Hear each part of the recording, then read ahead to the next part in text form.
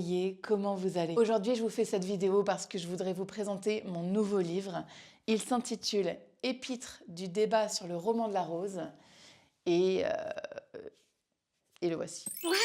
Mais quelle beauté! C'est mon premier ouvrage en prose, donc ça change un petit peu de ce que j'ai l'habitude de faire. Là, on n'a pas de balade, pas de virelet, pas de rondeau. C'est vraiment une nouveauté, mais ça se justifie totalement. Vous allez vite comprendre pourquoi. Parce qu'en fait, ce livre, je l'ai écrit en réaction à un autre livre, qui est celui de Jean de Meung, et qui est donc le roman de la rose. Alors si vous n'êtes pas familier avec cette œuvre, là, je pense que je vous ai perdu, donc on va contextualiser tout ça, et comme ça, ce sera clair pour tout le monde. Il y a à peu près un siècle et demi, Guillaume de Loris a écrit, pour résumer ça très rapidement, une allégorie sur l'amour, composée d'environ 4000 vers, qu'il a intitulé Le roman de la rose. Et c'est donc ceci. Et ce n'est pas ce qui nous intéresse aujourd'hui. Ce qui nous intéresse, c'est que donc environ 40 ans plus tard, un certain Jean de Meung avait besoin de s'exprimer. Il avait besoin de partager sa vision du monde et de nous gratifier de son expertise. Et il s'est dit que ces 4000 vers écrits par Guillaume de Loris manquaient de quelque chose et qu'il fallait combler ce manque. Il a donc écrit une suite à ce roman de la rose, composé là donc de 18 000 vers. Et c'est ça qui nous intéresse aujourd'hui. Parce qu'en effet, donc, cette seconde partie, elle date d'il y a à peu près un siècle, et ça a été un grand succès littéraire lors de sa parution. Et depuis, il y a toujours beaucoup d'enthousiasme concernant cette œuvre. Et il y a même une fanbase qui s'est créée en soutien au travail de Jean de Meung.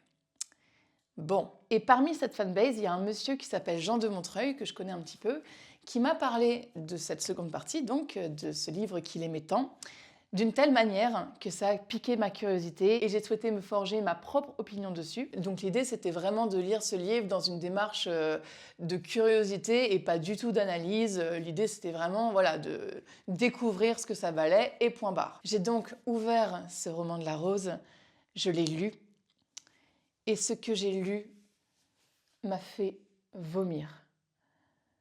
C'est abject. Et donc Jean de Montreuil attendait mon retour par rapport à cette lecture. Il était évidemment convaincu que j'allais rejoindre la fanbase. Et je lui ai donc envoyé ma critique littéraire et j'ai souhaité également en faire profiter un plus grand nombre et donc je l'ai rendue publique. Cette critique a suscité plusieurs réactions. D'abord, Jean de Montreuil n'a pas daigné y répondre. J'imagine qu'il boudait. En tout cas, il n'a pas souhaité me faire un retour.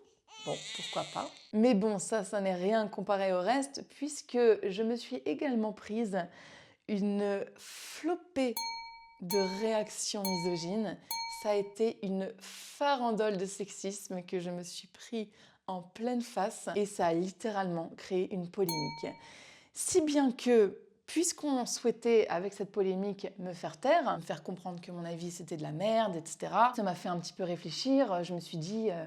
mince, on n'aime pas mes critiques littéraires, bon, je vais peut-être arrêter ce format-là, je vais peut-être plutôt en faire un livre. Donc voilà d'où vient mon épître sur le débat du roman de la rose. Je pense que c'était vraiment important de donner un avis en désaccord avec les soutiens de Jean de Meung et avec tout simplement son livre, parce que vraiment, ça ne court pas les rues ces temps-ci. Donc... voilà ma modeste contribution. Mais avant de vous la présenter plus en détail, il faut que je termine de vous parler du roman de la rose. Parce que certes, c'est un grand succès littéraire, certes, c'est très à la mode, mais je sais que parmi vous, tout le monde ne l'a pas lu. Et moi, à part de vous dire que ça m'a énormément choquée, je vous ai pas dit pourquoi. Qu'est-ce que c'est que le roman de la rose de Jean de Meung? C'est une odieuse profession de foi misogyne qui est composée en deux parties. La première est narrative, donc on est vraiment dans la continuité de ce que fait Guillaume de Loris. On est vraiment sur de la narration qui fourmille de sous-entendus graveleux, qui est pleine de langage cru, ce que personnellement, moi, je ne supporte pas. Mais c'est pas fini, puisque vient ensuite la seconde partie, qui elle est satirique, et dans laquelle Jean de Meung nous propose un texte bourré de remarques sexistes, bourré de propos misogynes à chier, et avec lesquels je suis donc particulièrement en désaccord et qui me choquent beaucoup. Des exemples pour vous rendre ça très concret. Il réduit l'amour au plaisir sexuel masculin, qui, selon lui, est le seul qui compte. Il considère que la femme est, je cite, un obscur objet de désir. Et dernier exemple qui va parfaitement vous illustrer ça, puisque je vais littéralement vous lire 2 lignes. Toute est, serait et fut, de fait ou de volonté, pute.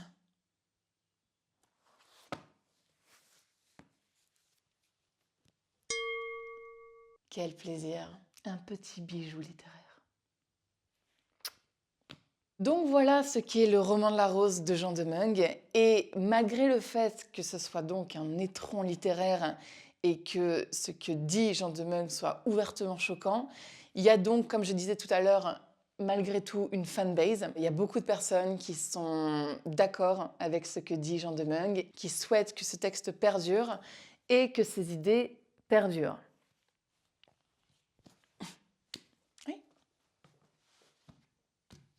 Petite anecdote, mais parmi ces gens, il y en a 3 notamment, donc Jean de Montreuil, celui dont je parlais tout à l'heure, qui m'a fait découvrir ce livre, et 2 autres qui s'appellent Gontier Coll et Pierre Coll, qui sont un petit peu mes haters du moment, qui se lâchent un peu, qui sont vraiment en très très gros désaccord avec ce que je dis et qui sont d'autant plus convaincus que ce que je dis est nul parce que je suis une femme, et qui donc voilà, sont un petit peu en forme pour m'envoyer des mots d'amour, des mots de tous les jours, des petites douceurs, quoi. Il y a même Gontier Coll qui m'a envoyé des lettres pour me bâcher, mais son argumentaire est tellement bancal que j'ai pris un grand plaisir à lui répondre en détruisant point par point tout ce qu'il disait. C'était marrant. Et donc pourquoi je vous parle de ces oiseaux? C'est pas du tout pour créer du clash, mais c'est simplement qu'en fait, je les mentionne dans mon livre, ils ont leur importance. Donc voilà, je voulais bien tout vous contextualiser. Et donc, maintenant que ça c'est fait, on va enfin pouvoir parler de mon livre. L'épître du débat sur le roman de la rose, c'est donc ma réaction au roman de la rose, et c'est composé de plusieurs choses. Il est d'abord composé d'un historique de la querelle concernant le roman de la rose, un petit peu là ce que j'ai fait en vidéo, donc voilà, l'idée c'est de bien contextualiser tout ce qui s'est passé.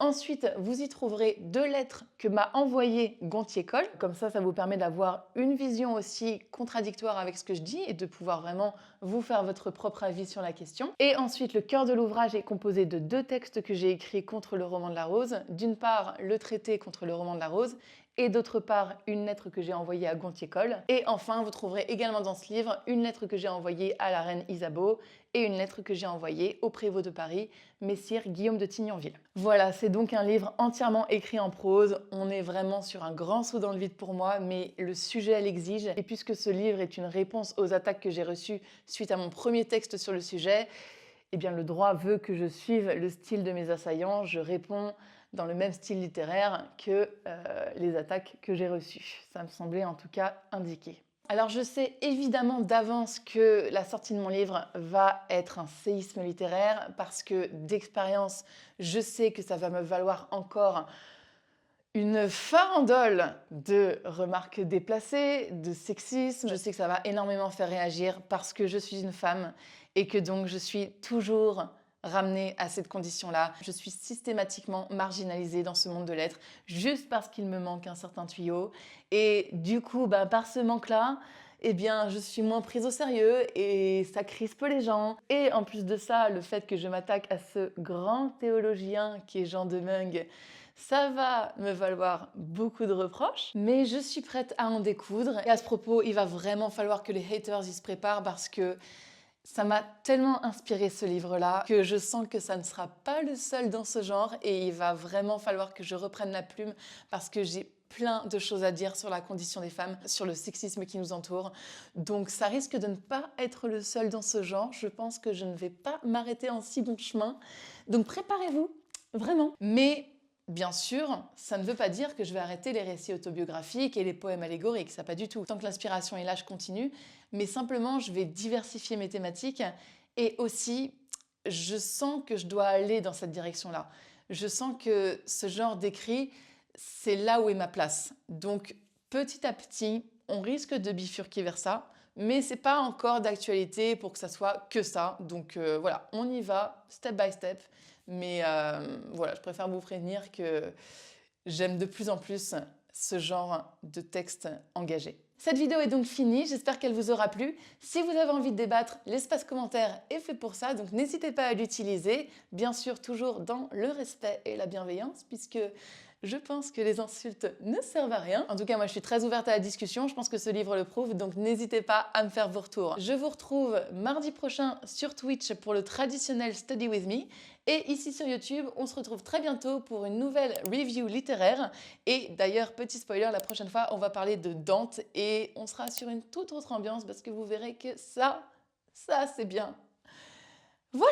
Et pour finir, n'hésitez pas à partager la vidéo, à vous abonner à la chaîne si ce n'est pas encore fait. Moi, je vous dis à très vite et n'oubliez pas, les masculins qui nous prennent la tête, on les fout aux oubliettes. Arrivederci!